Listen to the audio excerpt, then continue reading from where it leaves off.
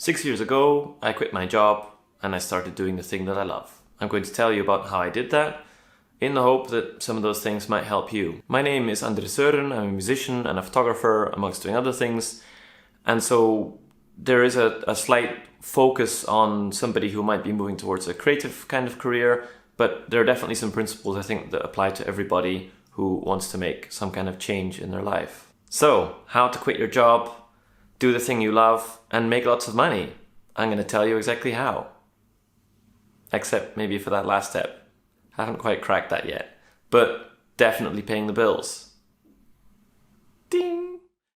Now, obviously, before quitting whatever it is you're doing, you ideally need to have an idea of where it is you want to go. That might not always be the case, and it took me a good 15-20 years before I actually really faced the thing that I kind of, in the back of my mind and my heart, knew I was wanted to do, but never really fully admitted. So that's normal. And if you're not sure, well, what I'm going to talk about actually is going to touch upon exactly that, because this is a multi-step process. It's not just obviously from one day to the next, everything is just tickety-boo. Quitting my job in architecture felt like jumping out of a plane. Partly because that plane I had carefully been building for 13 years, basically, from studying architecture for 5 years and working in it for 6 or 7. It really felt like I was abandoning something. But of course, it also felt like I was just jumping into the void. And jumping into the void is the best possible way I can really describe the sensation of doing that. Which sounds awfully scary, but that's the point of this video. I've got a few things which I either learned myself or learned from other people that make it less scary to step out of this plane that you're currently in and hopefully end up in another one. So you'll have to excuse me if I run or fly a little bit with that metaphor, but most of all, if I can tell you anything that you might remember, is to actually enjoy that ride and really, and I mean this, be good to yourself on the way. So, crack open that gin tonic, let's do this. Gin tonic. Okay, I'm going to structure the rest of the video in 3 steps, basically. The first part is how I stepped away from the thing I was doing to the thing I'm doing today. The second part are a bunch of tips of things that you should really keep in mind while you go through that process. And the last part are a series of mistakes, basically, ones that I made and that I can certainly recommend avoiding should you choose to jump out of the plane that is your career or your job for now. So, how do you quit your job? How do you even find out what it is that you want to do? Because both of those things kind of often go together. My answer is pretty simple, and it's one word, and that word is sabbatical. Now, my first sabbaticals were not named as such. I didn't even know I was doing them. But what would happen is that working between different jobs in architecture, there was of course always a gap of a few weeks or maybe even longer while I looked for the job that I wanted, or while I went for different interviews, or just took a break. And what happened was that I would start testing out the things I really loved in life. So I would give space to photography by literally going out for days and days and days taking pictures, or spending an equal number of days building up my musical setup so I can make electronic music. And it was only after a while that I started to see that I could take this energy I had and actually structure it in between jobs and in between certain moments. So obviously, usually we're not changing jobs every few weeks. That sounds exhausting if you would be.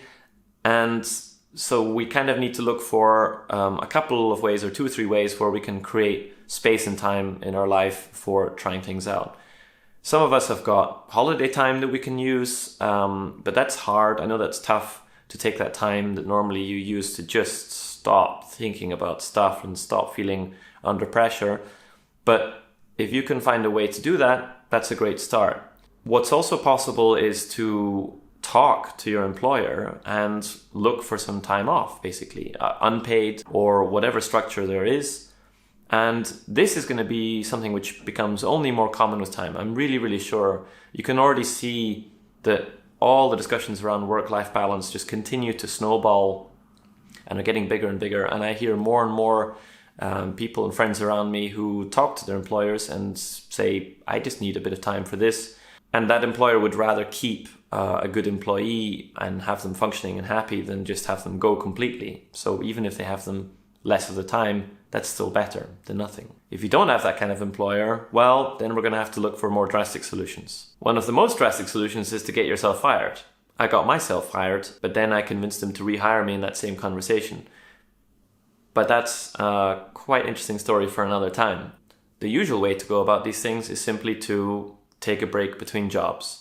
Bring one to an end, create a bunch of time in between that job and the next, and also save up a little bit of money so that you're going to be able to keep yourself going over that period. And I swear this will be one of the best things you ever do if you take this time for yourself. And that could be a few weeks in the beginning or a few months, depending on how you feel. And taking a little holiday just to try it for a few days will help an awful lot. The reason I mention taking a few weeks as a starting point is that what I found is that I ran out of steam pretty quickly the first time. It's actually really hard to spend a lot of time on your own just doing your thing. It's not at all easy. In fact, it's a recipe for going slightly gaga, probably why I'm talking to you today. But in all seriousness, doing these kind of tests are a way of us getting to know ourselves better, divining or working out what it is we want to do, and learning some of the most important things of this whole process, which is simply finding out who you are yourself, how you function, what kind of structure you would like to have for your life, and which parts of it can you design, which parts of it can you change. Because it might not be all of them, it might just be some parts, and that's okay. And that's exactly what I've ended up with today as well. Some structured ways of finding out what you want to do might be, for example, volunteering for something, could be a good cause, or could even be offering your time for nothing to an organization that works in the field that you want to work in, which is a very strange thing to do, especially if you've been in a normal, fully paid job most of your life.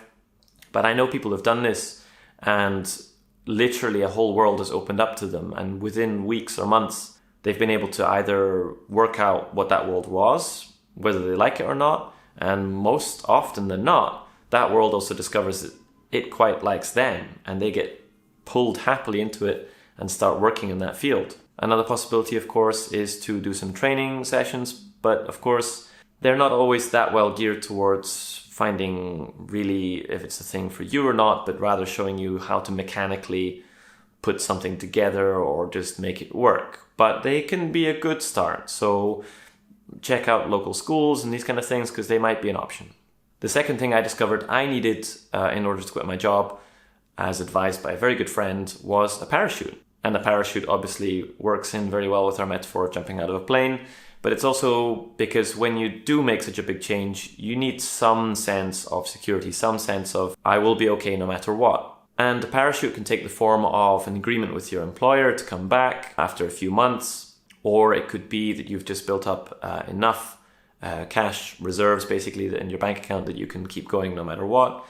But I do quite like the first one, or at least talking to another potential employer and saying, look, in a few months I'm potentially available. Let's set a sort of time frame in which we can have that discussion, so that you know that within a few months or half a year, let's say, you have this kind of waypoint that you can use and also work out if you've made enough progress by that point to take that offer, to open up that parachute, or just to let it go.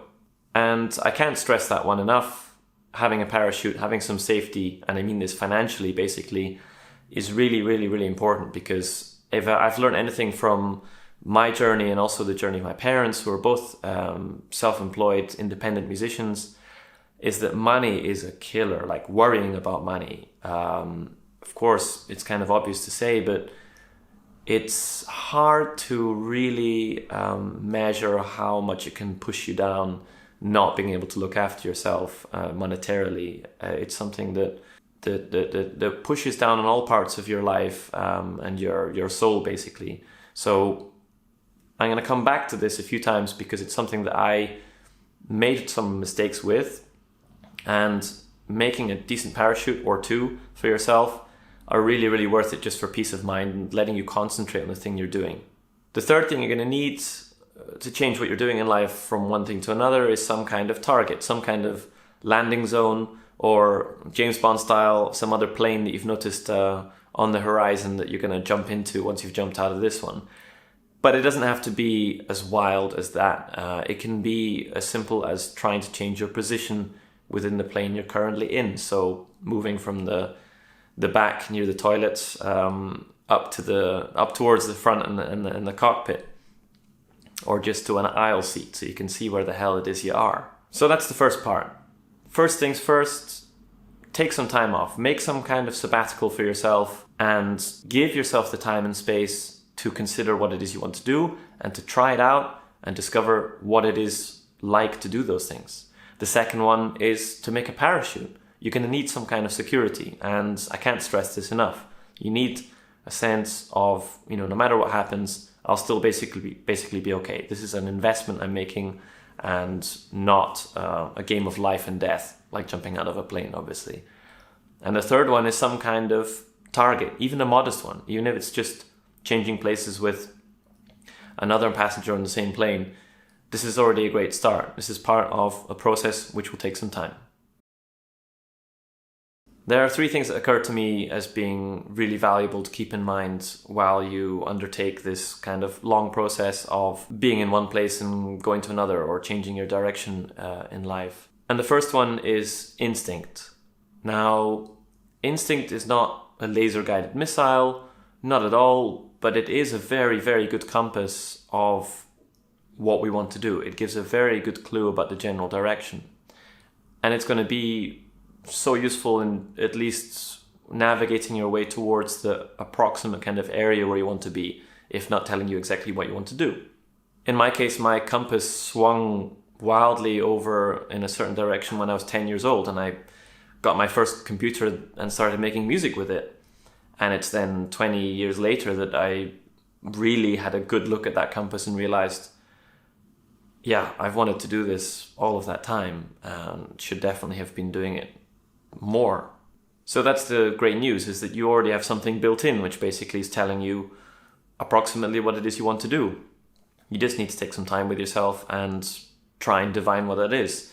I've talked about in my podcast, also called Unstuck, about how you can make lists of things that you've enjoyed doing over the past few years, or simply make a list of things that you could consider doing and try simple exercises like just scrapping 1 or 2 out and just seeing how do you feel about that, or saying, if I could only choose one, which would it be? And be really, really brutally honest with yourself. The second thing I learned is that finding allies, finding people that you can confide in, if they're worth their weight in gold. I have had a few, particularly from the beginning, including the friend who gave me the advice to make myself a parachute, and they have been so helpful to me, and have really been somehow instrumental in allowing me to voice the things I was going through, but also as a kind of point on the horizon to give me some perspective as to where I was and where I was going, and often even a reminder of where I'd been and where I now was. And we might not always have those people right in front of us or immediately know who they might be. But I tell you how you can find them, and that's by one simple thing. Be vulnerable.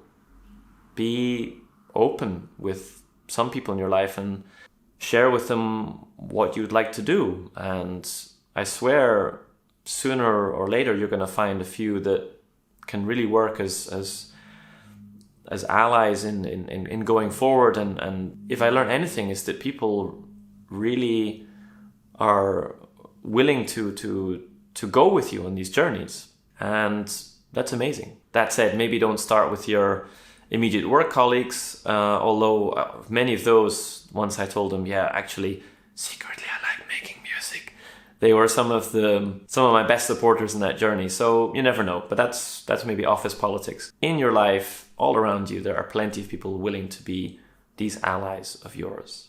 Of course, you can't tell everybody all the time what you're going on and what you're going through, and I also definitely recommend not going the martyr route and talking about how difficult it is all the time, because that won't get you very far. I think being frank with people about the challenges we face, for example, me as a self-employed person, there's plenty of things which I think are perhaps not super fair or ideal, but they simply are that way. And as some people would remind me, that was my own choice. So some of those things you can put aside, and they simply are as they are. But what has been really useful for me is to now and then share some details of the journey with people, either privately or publicly, like I'm doing now, because you build a kind of network of people who are aware of the struggle or the change you're trying to create. And what's amazing is that these people tend to somehow, at one point or another, come back and help you in unexpected ways. Or when I started making these videos and my podcast, I've had all these people I didn't hear from a long time kind of come out the woodwork and say, oh, it's great to hear about these things and that you're still going. And it's just proof to me that you have more friends and allies than you'll ever know. And by being really frank, really honest, and I think most of all positive about what you're trying to do, can bring enormous dividends, to use a very cold term. It's really great to have people with you on that journey. But the third tip, the third thing I think you have to keep in mind, and it's a bit of a tough one to say, is that the biggest enemy we're ever going to face is ourselves. So my own biggest enemy, I certainly feel, is most likely myself. And it may well be the same for you, because so much of what we're fighting are the kind of inertia or instincts that we have towards not doing the thing that we want to do, because that's what we've been doing for years, is doing something else, or not giving it a chance because of X, Y, Z, or a certain number of reasons that seem reasonable, like, oh, it's too dangerous, I don't have the time, I don't have the energy, I'm scared, it's not going to be good enough, I'm not going to be good enough.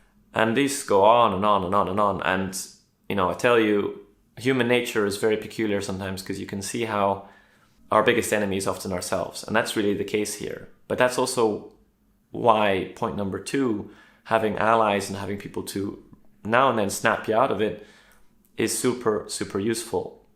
And I'll repeat what I'll say again and again, is that while our biggest enemy might be ourselves, we have to be a really good friend to ourselves. We have to be really good to ourselves. So even in my deepest, darkest times, and I definitely had those, what came back to me again and again was that there was no use piling pressure on myself when it was already difficult. And that at some points you just need to, go get yourself an ice cream and go sit in the sun. So some mistakes to avoid, and oh boy, did I make some mistakes. And I've picked out 3 main ones. The first one might sound a little bit strange, and it's about making compromises, and the fact that after a few years, after having quit my job, I wasn't making any. I was being very black and white about how I did things. I was only doing the kind of photography I wanted, so street photography, and I was only making the music that I wanted and trying to look for gigs and performances that would help pay the bills. And with my photography, I was trying to sell pictures and postcards and all kinds of things that, if I step back from it, don't really make any sense, doing at that moment in time. And what this led to was basically a huge amount of stress, because after about 2.5 years, I had used up all of my savings. I had also creatively burnt out a lot of the energy that I had built up over all of the years before, when I was working in architecture, just waiting for this opportunity. And that was pretty bad. I mean, the combination of not being able to pay your bills, basically, of collecting kind of literally like coins to buy some bread and stuff, it got that serious. And what's crazy for me in retrospect was that now I see I didn't have to do things that way, and that the state of mind you can get into is truly remarkable. And I don't think it's just me. I mean, we can all end up in these kind of cul-de-sacs, these kind of dead ends, without really knowing it. And the thing is, having perspective on where you are, where you're going, is super hard. And that's why the things I've already mentioned, like finding allies, finding people you can confide in, or doing a kind of data dump, just saying, look, this is how I'm feeling, is really important. And I wish I'd listened to some of those voices or some of those people that I'd known a little bit better back then, because they were pointing out something that I know now to be true. Compromises sometimes are just very, very necessary and very, very okay. Which very neatly brings me to the second point, which is not listening to the allies you found, listening to the people that are giving you advice that you might consider. Now, they won't always be right and they won't always know what's good for you. But again, they're giving kind of clues that you can use to perhaps slightly improve your situation or to make it a little bit more tolerable. Because the main thing here is, as I said before, is we're kind of fighting ourselves. We're kind of getting to know ourselves better. We're trying to deal with ourselves day in, day out. If you become a full-on, full-time creative person, that's an absolute recipe for going totally nuts, because every day you're on your own. Every day you face maybe the same space because you're trying to save rent, like I did. And it's so hard to keep like a healthy mind and just keep going and be good with yourself.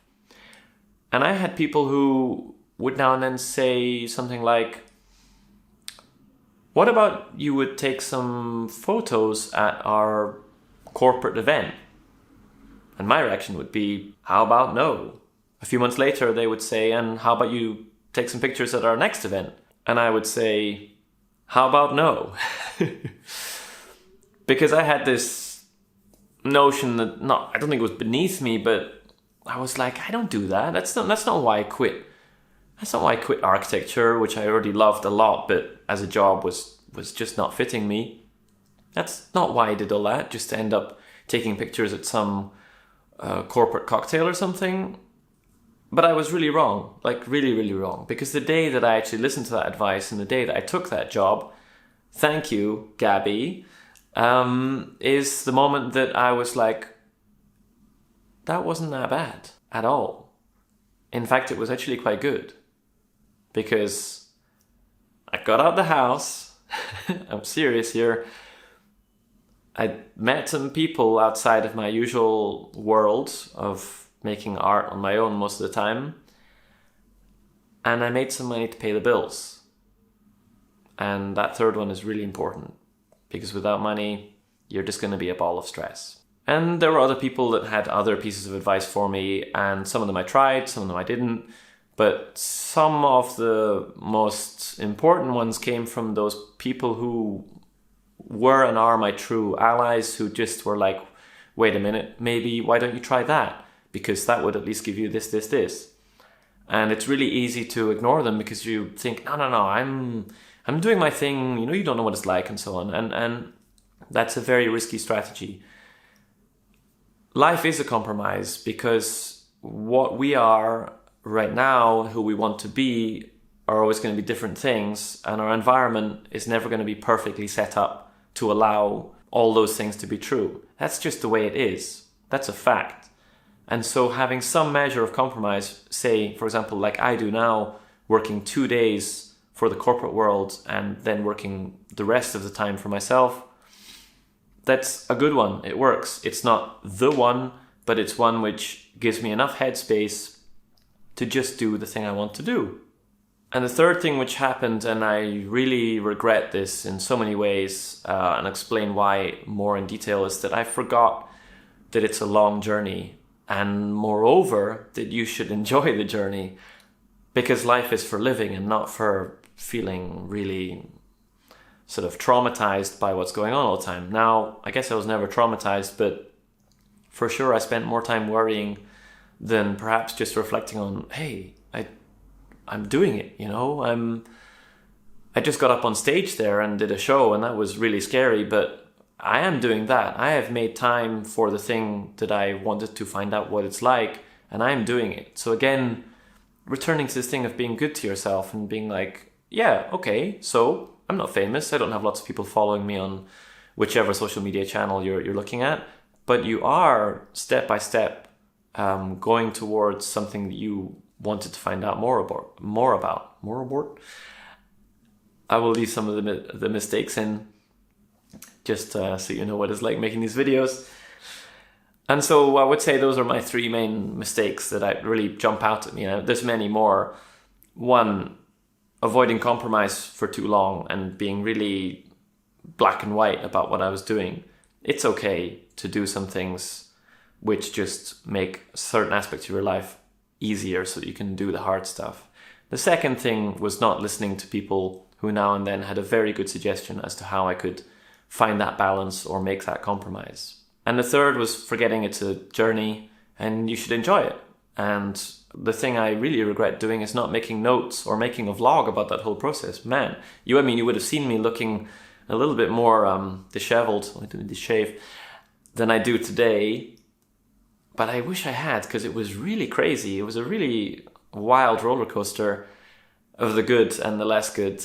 And now I'm trying to tell you about it with all of that a little bit in the past. But yeah, enjoy the ride. And here we are at the end of the list of how to quit your job and do the thing you love and also make lots of money. Except not that last one. And the end might surprise you of both your journey in this video, because there is no end. It's never over. I know this from knowing my parents, who are both extremely talented musicians, who still to this day question some of the things that they've done or how they did it or what can they now do. It just doesn't stop. Unless genetically it's possible that we're just the three of us with some kind of infernal disease that keeps us from being completely satisfied. But I don't think so. I think everyone has this. And the great news is that just with some small changes, you might find the balance that you need or that you would like to have. And by taking a small sabbatical between two jobs or taking some time off to try something means that at least you know what it feels like. At least there's not all these question marks around anymore. And I swear, you're not going to regret the things that you do and just give a little bit of oxygen than the things that you don't. That's for sure. I've got so many examples of that. And I think a life that is well lived is one where you have as few regrets as possible. Follow your heart. Tell people how you feel. Do the things that you love, and it'll be worth it.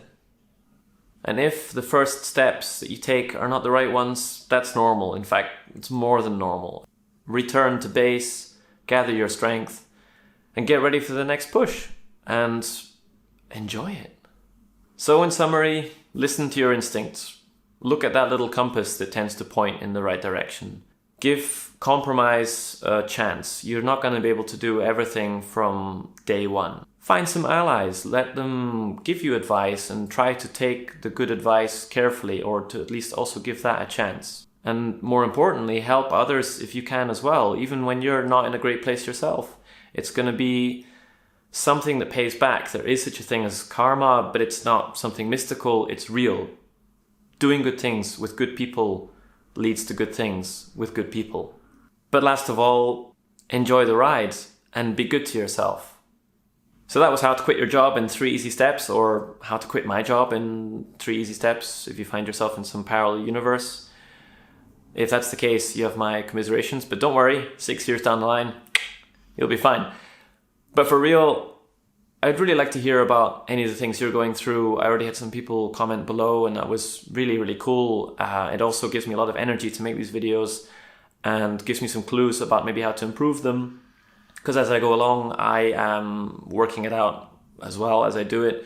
And it's not always easy to be very structured and clear in everything I'm talking about. But I'm trying my best. So, give me any constructive feedback you have. And most importantly, go get yourself unstuck. Ciao for now.